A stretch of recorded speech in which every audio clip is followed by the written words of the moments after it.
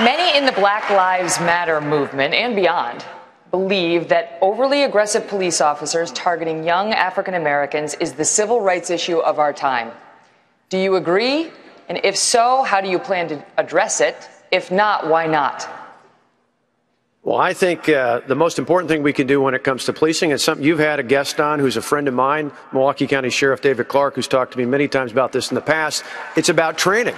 It's about making sure that law enforcement professionals, not only on the way in to their positions, but all the way through their time, have the proper training, particularly when it comes to use of force, and that we protect and stand up and support those men and women who are doing their jobs in law enforcement. And for the very few that don't, that there are consequences to show that we treat everyone the same here in America.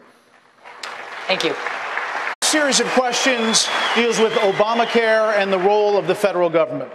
Mr. Trump, Obamacare is one of the things you call a disaster. Complete disaster, yes. Saying it needs to be repealed and replaced. Correct. Now, 15 years ago, you called yourself a liberal on health care. You were for a single-payer system, a Canadian-style system. Why were you for that then, and why aren't you for it now? First of all, I'd like to just go back to in July of 2004, I came out strongly against the war with Iraq because it was going to destabilize the Middle East. And I'm the only one on the stage that knew that and had the vision to say it. And that's exactly what happened. The Middle East became totally destabilized. So I just want to say, as far as single payer, it works in Canada. It works incredibly well in Scotland. It could have worked in a different age, which is the age you're talking about here. What I'd like to see is a private system without the artificial lines around every state. I have a big company with thousands and thousands of employees, and if I'm negotiating in New York or in New Jersey or in California, I have like one bidder.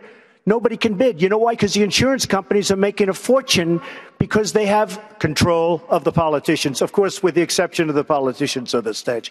But they have total control of the politicians. They're making a fortune. Get rid of the artificial lines and you will have yourself great plans. And then we have to take care of the people that can't take care of themselves, and I will do that through a different system. Hey, Mr. Trump, hold on one second. I got a news flash. I know. Hold on, Senator Paul. News flash. The Republican Party's been fighting against a single-payer system for a decade. So I think you're on the wrong side of this if you're still arguing for a single-payer system. I don't think you heard me. You're having a hard time tonight.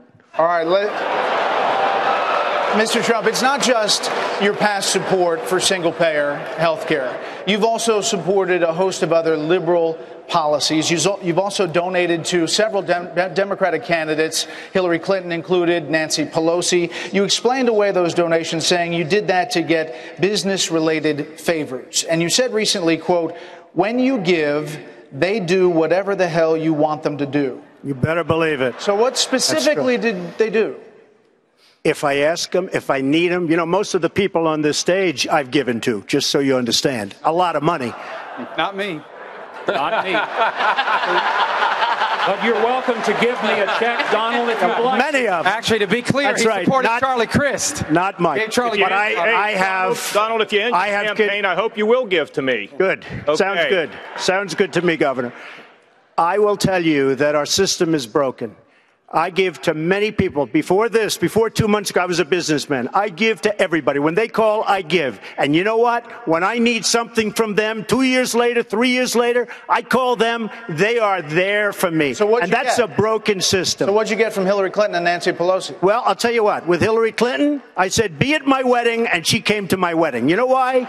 She had no choice because I gave. I gave to a foundation that, frankly, that foundation is supposed to do good. I didn't know her money would be used on private jets going all over the world. It was. But okay. Mr. Trump, thank you. Hold on. We're gonna move on. We'll come back to you, Governor Walker. Just 1 second on this, though. We spend a lot of time talking about Hillary Clinton and pitting us back and forth. Let's be clear. We should be talking about Hillary Clinton on that last subject, because everywhere in the world that Hillary Clinton touched is more messed up today than before she and the We have many questions to come.